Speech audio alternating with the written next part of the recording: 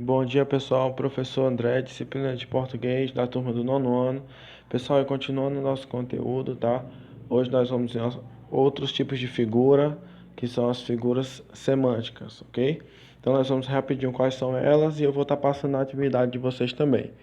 Então, a primeira figura que você tem, lembrando que aqui não pode ser que não esteja na ordem do livro, mas nós vamos ver todas elas aqui. Então, a primeira que a gente tem é a elipse e o zeugma. Então, elipse, né? O que é? Elipse é uma figura de linguagem, de construção ou sintaxe. Ela é utilizada na omissão de termos em um enunciado que não foram citados anteriormente. Contudo, esses termos são de fácil identificação. Tipos: elipse de sujeito, elipse de verbo, de preposição e de conjunção. Exemplo: comi 2 fatias de pizza de calabresa ontem. Omissão do pronome eu. Então, comi. Pela conjugação do verbo, você sabe que comi só pode ser para quem? Para eu. Eu comi, certo? Só que observe que o eu não aparece aqui antes da palavra comi. Então, aqui você tem uma elipse, que é quando o seu sujeito, de certa forma, ele está oculto. Mas não é só para o sujeito, é para qualquer termo que você sabe que ele está ali, porém ele não vai aparecer. Então, isso que é a elipse, certo? Só que existe a diferença do elipse e do zeugma, é que na elipse existe a omissão do termo que não foi citado em nenhum momento. Por exemplo, quando se fala aqui, ó, comi 2 fatias de pizza de calabresa ontem, eu posso classificar como elipse, porque antes da palavra comi, não existe nenhuma citação em nenhum momento que foi eu que comi. Eu só sei que sou eu por causa da conjugação do verbo, mas não aparece. Agora o zeugma vai ser basicamente a mesma coisa. Por exemplo, se aqui antes do comi tivesse assim, é, ontem à noite eu saí de casa e comi 2 fatias de pizza de calabresa. Veja que quando eu falei eu comi, eu não falei eu comi, eu falei só eu comi. Mas nesse caso seria um zeugma porque eu falei ontem à noite eu saí de casa. Então eu mencionei o eu anteriormente, mesmo que ele não apareça depois, mas ele já foi mencionado. Então no caso ele é um zeugma. Agora aqui no caso que não tem esse eu, né? Comi 2 fatias de pizza de calabresa ontem, é um elipse, tá? Então a diferença é só essa, que na elipse nunca foi mencionado e no zeugma foi mencionado anteriormente, certo? Mas nas duas ele não vai aparecer. Outra figura de linguagem que você vai ter aí no seu livro é o pleonasmo. Eu acredito que muitos de vocês já saibam o que é o pleonasmo. A gente fala, é muito conhecido o pleonasmo. É quando você fala uma coisa que não tinha necessidade alguma de ser dito. Por exemplo, aqui, ó, quando ela diz assim, saia para fora, Rex, né? Saia para fora, Rex. Ou então, ah, levar a saia para fora, certo? É aquele clássico subir para cima, descer para baixo, sair para fora, entrar para dentro, né? É quando você fala uma coisa que não tinha necessidade nenhuma, porque se você vai sair, obviamente vai ser para fora. Se você vai entrar, obviamente é para dentro. Se você vai subir, só pode ser para cima. Se você vai descer, só pode ser para baixo, tá? Então, quando você usa esses termos descer para baixo, subir para cima, entrar para dentro, sair para fora, isso é um pleonasmo, tá? Que a gente chama.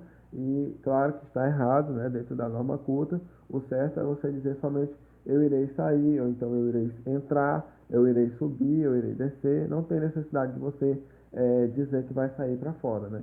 Ou entrar para dentro e etc. Então, isso é o pleonasmo, outra figura semântica.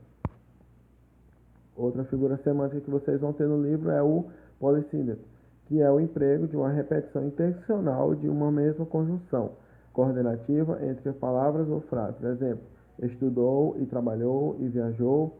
Bom, veja que a gente já estudou as orações coordenadas, e as orações coordenadas é quando você tem duas orações independentes.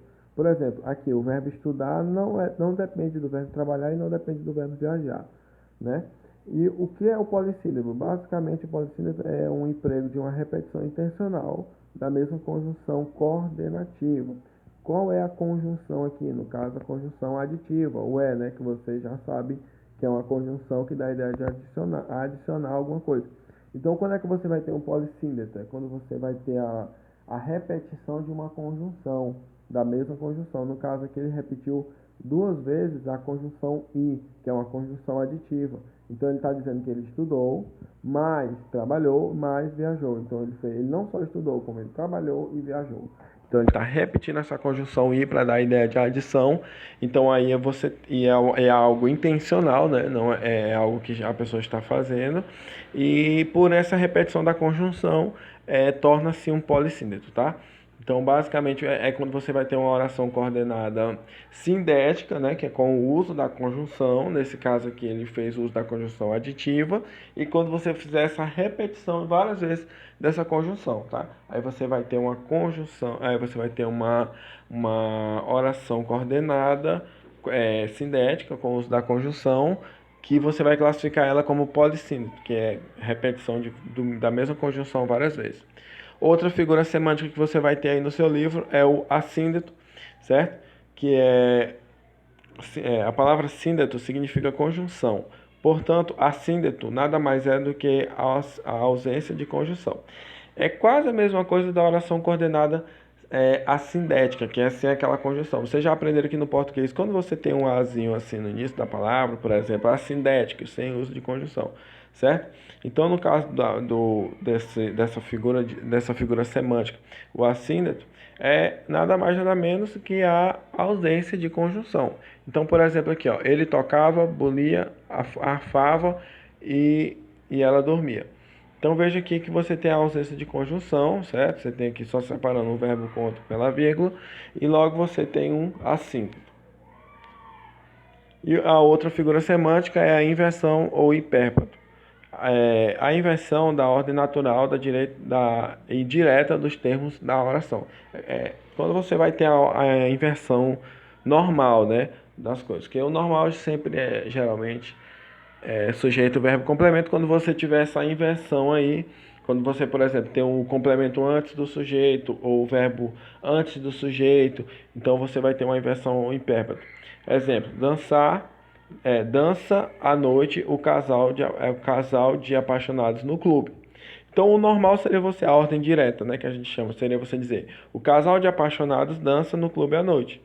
Mas ele falou assim, ó, dança à noite o casal apaixonado no clube. Inclusive, geralmente ela sempre vem separada por vírgula, porque quando você tem a quebra do sujeito, verbo, complemento, você tem que colocar a vírgula.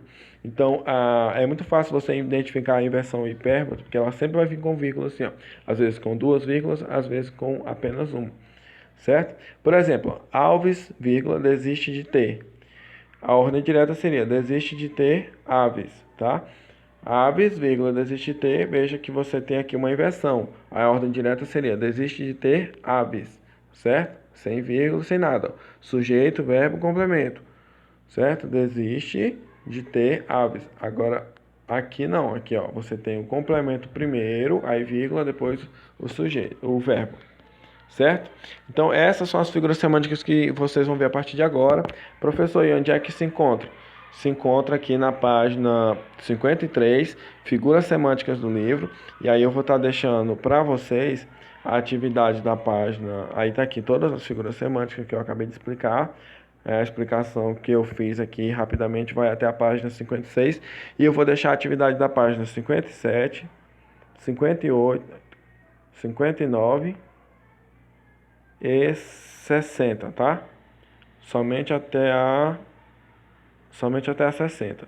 Da Então a atividade é 60, 59, 58, 57 e 60. Então é da 57 a 60, tá? A atividade é da página 57 a 60. Essa atividade eu vou estar deixando para vocês me entregarem até amanhã, tudo bem? Para eu não ficar muito em cima. Só que hoje, tá? Hoje eu vou pedir para vocês fazerem essa atividade aqui, que está relacionada ao conteúdo da aula passada, que eu passei para os alunos presenciais, mas não passei para vocês. Então, ó, a atividade termina na página 52, tá? Mas ela se inicia na página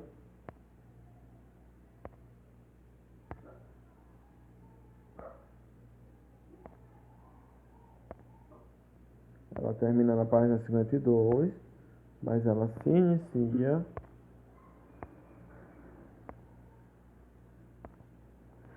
ela irá se iniciar aqui na página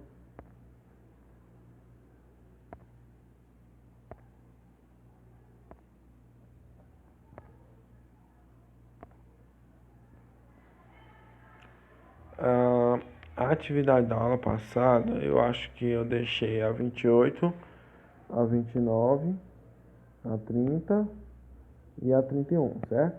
Então a atividade de hoje, ela se inicia, que eu vou deixar, essa vocês têm que me entregar.